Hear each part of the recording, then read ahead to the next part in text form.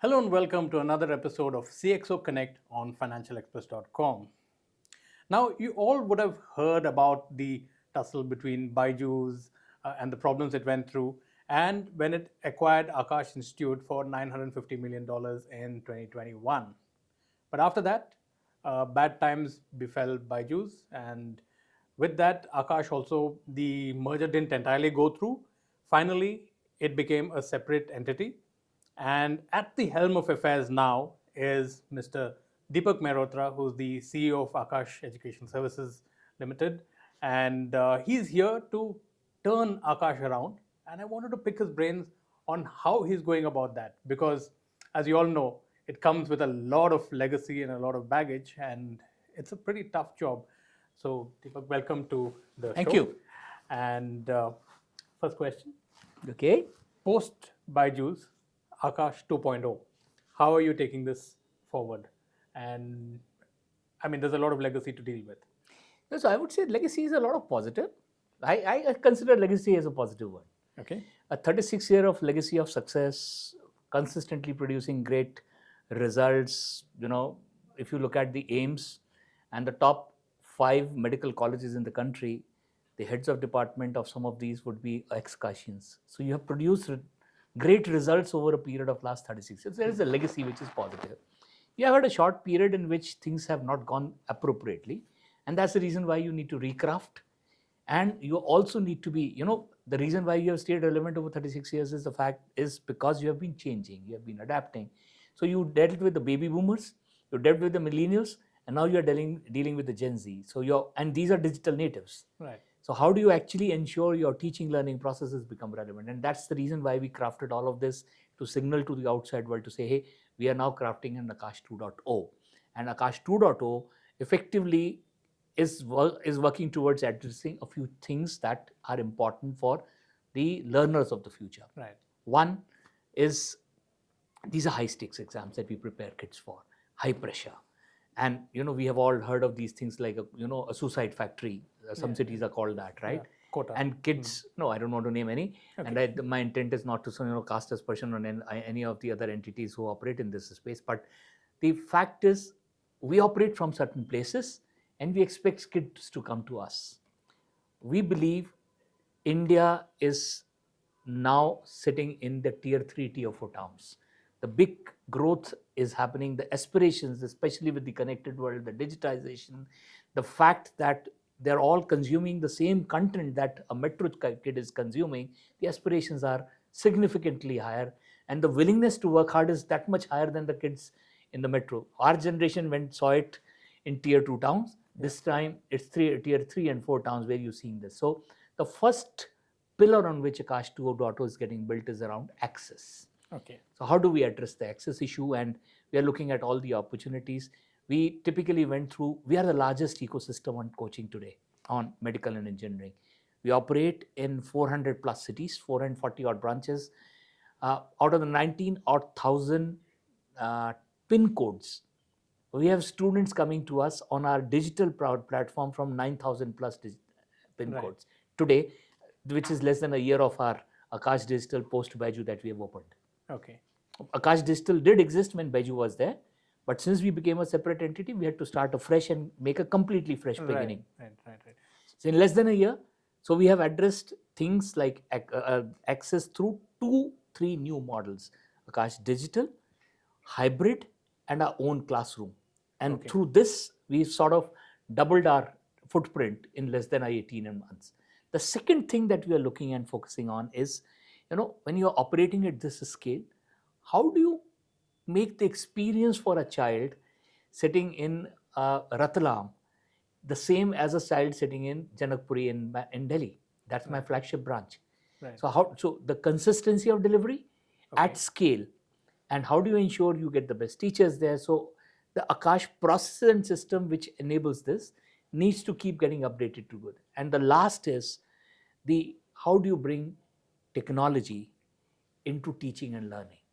AI, and AI. But more than AI is the process, and how do you bring solid tech platforms which enables the student to seamlessly use any of the models that we are operating on and get a similar experience. You could be sitting in Bahraich or you could be sitting in, Belgaum, or you could be sitting in Bangalore, but you should have a similar experience of Aakash. Right. And that's the reason why, with whatever we are doing, last year when we had results from the most rewarding thing is when all your branches across the country claim results and say, I have a city topper, I have a district topper, I have a state topper, and all of that is happening across the Aakash system. So that's the powerful part.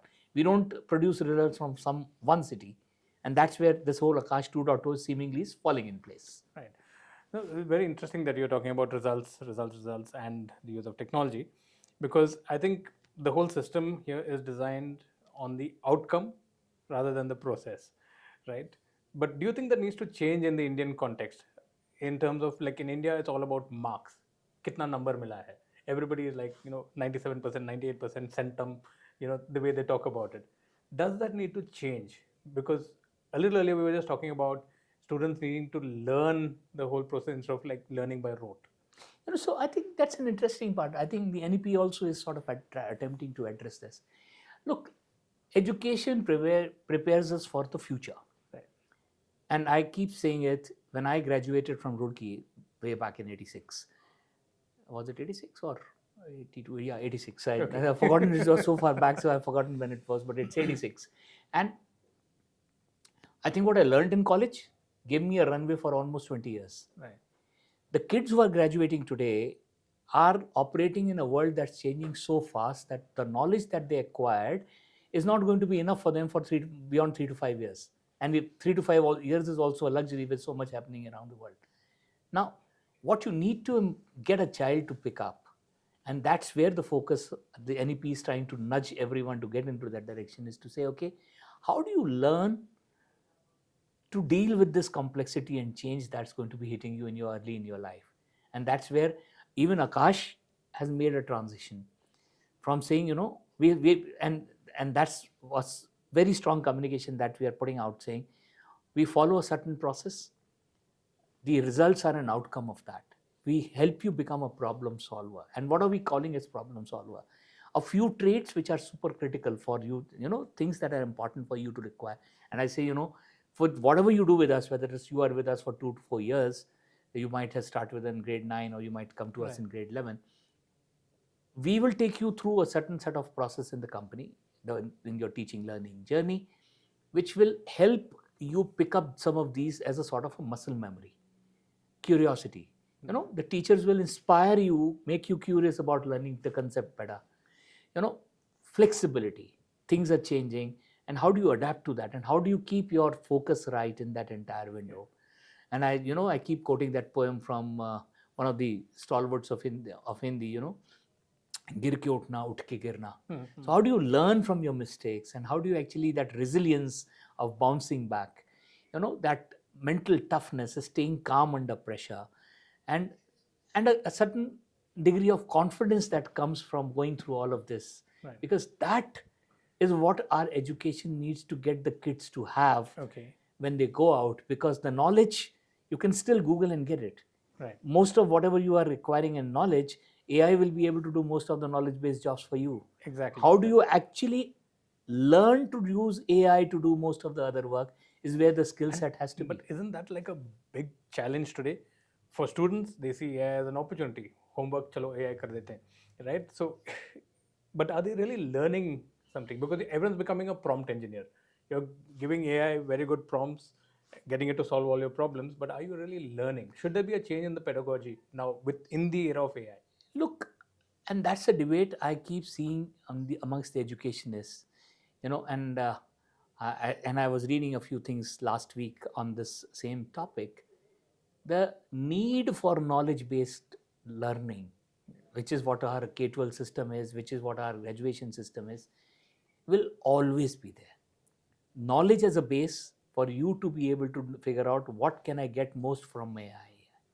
That knowledge base is something which our K-12 system gives to the kid. Now, the process of acquiring the knowledge, and in the process, what are the additional skills that you need to do?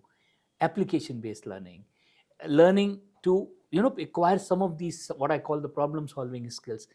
That is what NEP is pushing us on. Yeah. Concept-based learning, application, Now, those are important things. And look, we have the largest K-12 education system in the world. Right. This is an elephant. Even to nudge it to move is not easy. And you are wanting it to dance in a short while. It's not going to be easy to make those transitions. We have been on that path for a few years now. Yeah. It's going to be some time before some of those impacts are going to be visible. But that's the right direction to go. There is no other way to move. Okay. If India is going to be the biggest talent supplier to the world, and is going to be, the talent repository and the intellectual repository of the world over the next 3 decades, that's the direction in which we need to be grooming our talent. Right.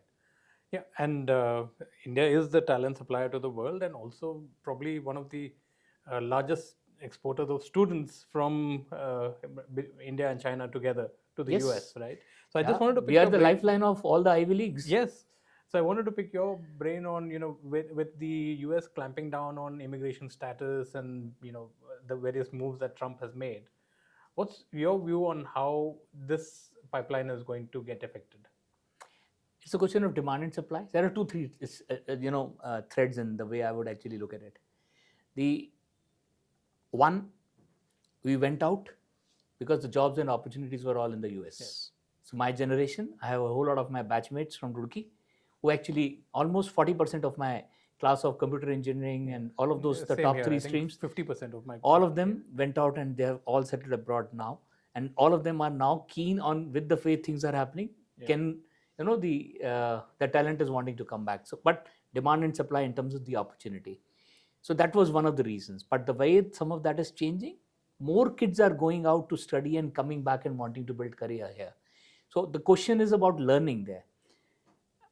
My belief, we are the lifeline, the financial lifeline of the top, between China and India, we are the financial lifeline of the top 50, the Times list of institutions. Correct. We are the ones. Yes. Now, if immigration is going to become a bit of a roadblock, the universities will find a way to come to us. So, and the way the government is opening up some of those levers to say, I'll not be surprised a decade from now, you have the India campuses of some of the largest entities. It's already starting. It's already starting. So, but it will pick up acceleration. Yeah. Because none of these universities can survive without the foreign student tuition money. Right. Now, whether it is hybrid learning, whether it is on-site campus, full campus, or multiple models that are emerging in terms of the whole pedagogy and the delivery systems, to my mind, that will stay. And at some point in time, look at our whole Indian system. Kids, you had to go out because our IIT system was choked. We have actually enhanced capacity there. Yes. So even within India, we have institutions of repute and we are increasing capacity there. So it's a demand and supply game. And frankly, none of the foreign universities can survive without Indian student. Right. So they'll have to find a way to access us. If immigration is becoming a block, they will come and set up campuses there. Yeah. And that again probably ties in with, the K-shaped growth, as I would call it. It's the students on the upper leg of the K who are actually heading out and studying abroad. True. Whereas what happens to those on the lower leg, like the tier 3, tier 4 cities, very few get these opportunities. But through Aakash and all of that, they can be exposed to these kind of... So that's my personal passion. So you touched a raw one for me. Yeah. I got brought up in a relatively small town those days, yeah. In Agra, and didn't have access to any of these coachings. The nearest was the Sajevan UPT, which used to be operating in Delhi those days. Okay. And everything available to me was remotely accessible, stuff that you could get from Mumbai. Don't want to name the brands now, right now.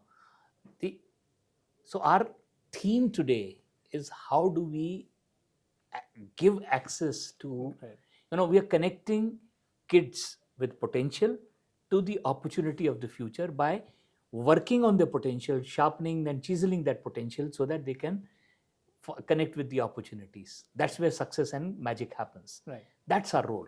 As a test prep company, we are helping kids with potential. So we do a lot of stuff around the affordability side.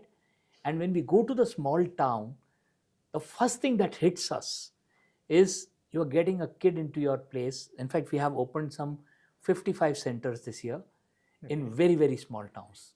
These are tier 4, tier 5 towns. And when you go to these towns, there are two things distinctly available to you when you watch the class. One, the profile of the student is one who could never, the parents could never have spent that extra money to send a kid to a large town, new school, hostel, eating money, the mess food, and the transport. All of that is an incremental cost that the parent struggles to go and spend. And the second thing is the girl child. We are still pretty feudal in our outlook. Even when the size of the family is becoming smaller, the parent is worried about the safety of the girl child when the girl has to be sent out. And these are young impressionable kids. You are kids in the range of age group of 16 to 18 who are actually stepping out of home. So the parent is very anxious about the safety of the girl child. But if you give them a campus where they are, and someone can drop that girl off, or the girl can actually use the scooty or the cycle, etc., come to the center and go back from the center, you suddenly are unlocking a potential of a different order.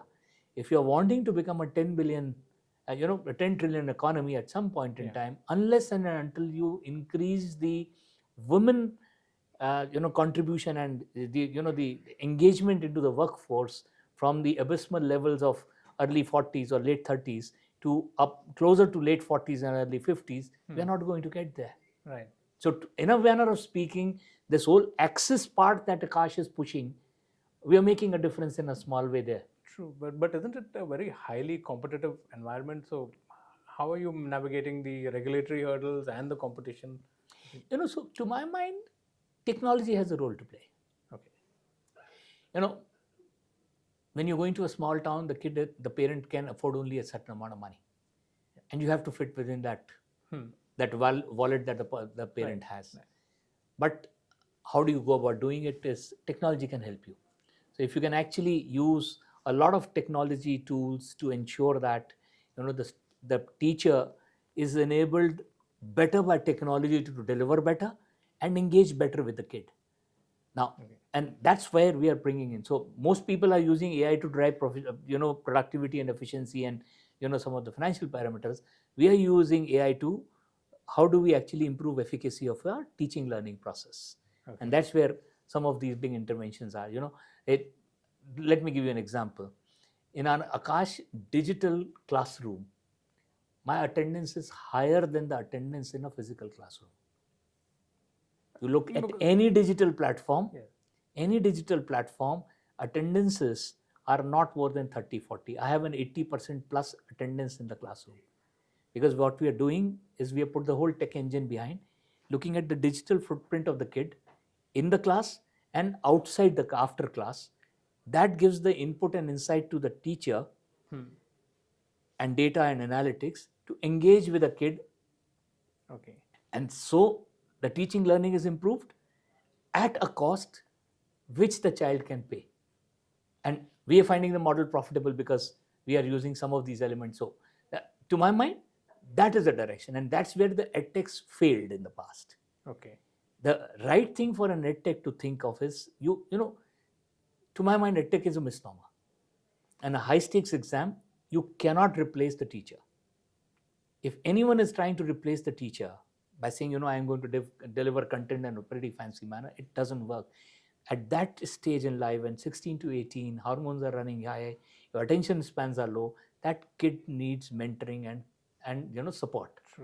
So how do you bring technology to make the teacher more effective in the class? And that's where Aakash is moving in this zone, rather than saying, they'll replace the teacher. So this is a kind of a flip from the model that Byjus was actually using, right? In a manner of speaking, yes. So how do you build on that? How do you bring back, since Aakash has been associated with Byjus, how do you bring back the trust and the brand for students? So very simple. Trust is it's a word which gets bashed around quite a bit, but very simple thing. Promise what you can deliver and deliver everything that you have said. Very simple pieces of life. That's what Aakash has stood for all these years. So our promise that we make to the student is that we'll give the best we can to ensure that we are partner with you in your success. We have tried to do that in the classroom part. Now that we are building the new models, we are extending it to the other part. So we are seeing our new models that we are building. A classroom has taught us a lot of things. The content is solid, the role of the teacher, the way we engage. When we're doing when we are trying to deliver through any of the other models, our focus shift to say, okay, what do you do now to do the engagement differently? Because the teacher is not sitting in front of the kid. Right. So that's where the technology steps in. You bring in many of the other elements in terms of data and analytics and other things that you say, okay, how do you actually, the engagement which sort of gets missed out by the other model, how do you bring engagement using data, technology, analytics, and everything else? So that's the shift that we are trying to do. We believe for these high stakes exam, there is no substitute for strong working through teachers through a rigor. There is a discipline, there is a rigor that a child has to go through to succeed for these high stakes exam. And that cannot happen by any of the other shortcuts anyone is proposing. Okay. But what are your metrics for success? I mean, is it just top ranks from your students in No, competitive my exam? metric for success is very simple. If there are 100 kids, if there is a bench in a class and there are 4 kids sitting there or 3 kids sitting on a bench, 1 out of the 3 should definitely go. Okay. And which is, if the national matrix, if you were to pick up, the success rate of 5. Right. If you come to Aakash, our job is to try and see if we can get 1 out of the 3 or between 1 out of the 3 or 1 out of the 4, 30 to 35% of the kids to succeed every year is what we will be tasking our entire faculty on. And in the process, some will end up getting ranks. Okay. And in the process, if we have taught the children the life skills which will help them stand out and become successful. For me, the kid is using us as a gateway to get into a profession. But look at life now. These kids will all be graduating when India is amongst the top economies in the world. When they would be at the peak of their career. So let's say, for example, if a kid comes into us class today and goes out of Aakash next year, so 27 is when the kid is going to write the exam and gets into a IIT or an IISc, etc. 7 years from then is when they typically 4 years, 6 years, 7 years is when they actually go out to be a professional. So you're looking at 2034. Right. And another 10 years is when they are at the peak of their careers. So they're going to be contributing not at the Indian level. With the role that India will be playing in the world at that time, they'll be making impact at a global level. Right. That's the opportunity set. You're dealing with the top 5% of the intellectual capital of this country.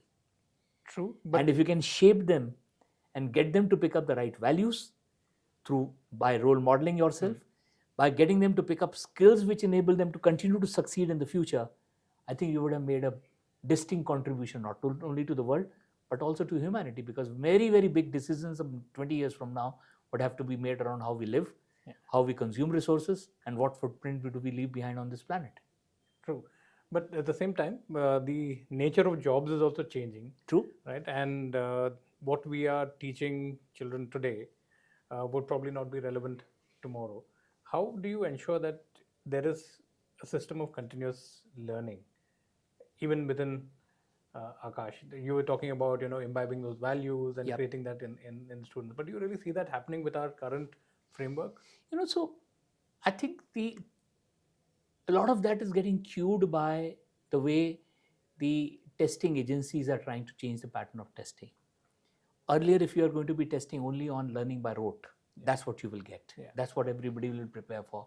But the last year or so, I'm seeing a certain change wherein a lot more application questions are coming in. So then the child is going back and saying, I need to get conceptual clarity. And when I go into that zone, all the 5 things that I talked about as problem solver capabilities, you start practicing those things, then imbibing those capabilities in the process of learning to become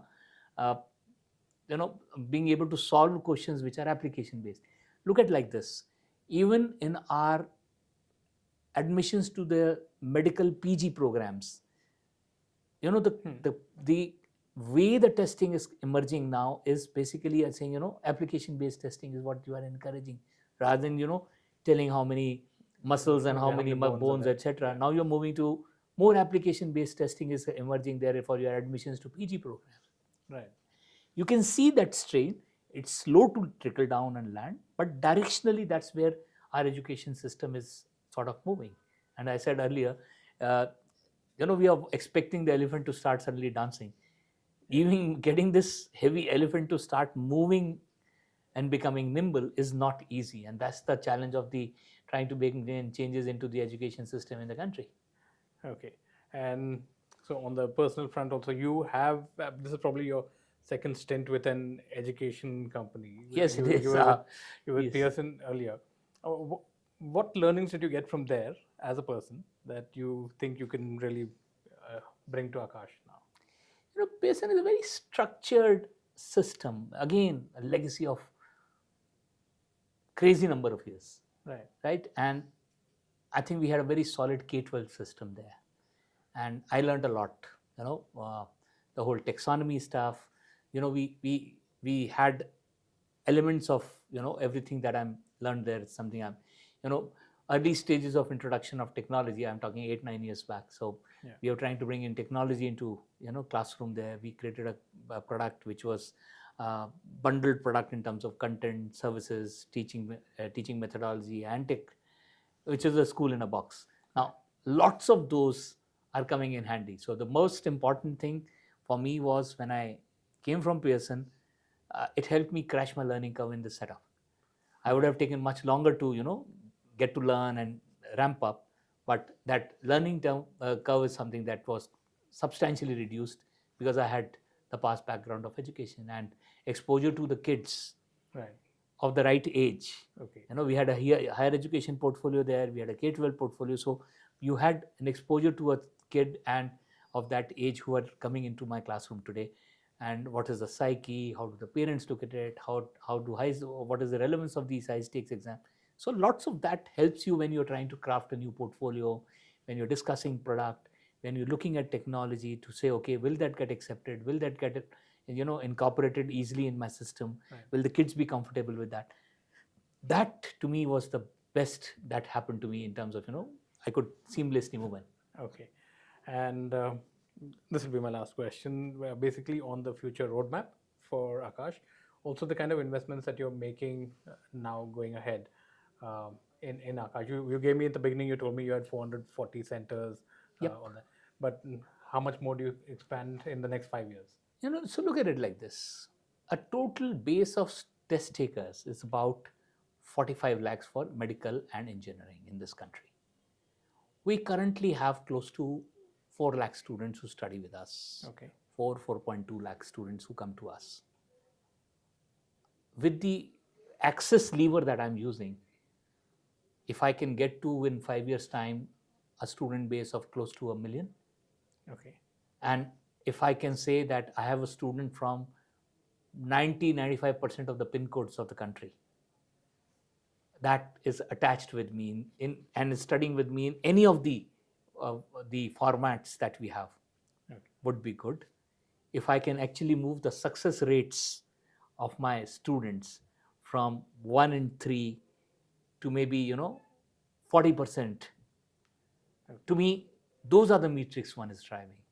And in the process, because to do all of this you need great capability, and then the capacity and the capability are the two things you invest in. So we run a teacher training program who get trained on our own teaching methodology, and it's not an easy one. I actually inducted a batch yesterday, and I was addressing them, and the first thing that came in, we hear it's difficult. Yeah, it is difficult because being a teacher in front of the kids who are demanding, dealing with it. And I keep saying, this is the top 5 to 10% of the intellectual capital of this country. Yeah. So those are the kids to whom you have to teach. So building that capacity in the system, the teachers that we are producing, and so both students, teachers, a lot of intervention that we are going to be doing in terms of deploying technology, which will be path breaking. So one is results, number of students, results we'll produce, but I think through the process that we will follow, I think we'll also be contributing in a big way for capacity. And the last, which to me is the most significant part of it, pretty close to my heart, on how do you actually ensure that no kid misses out on an opportunity because they can't afford it. Right. If we can actually bring in some like-minded people together and address that part, we would have made a significant difference to both the society at large, country, and the world. Right. So, on that note, thank you so much for joining me on this podcast. It was Ladies and gentlemen, that was Deepak Mehrotra of Aakash Educational Services Ltd. talking about how Aakash 2.0 is going to pan out, and also talking about how the education system in this country is shaping up. Thanks for watching, and stay tuned to financialexpress.com for a lot more. Thank you.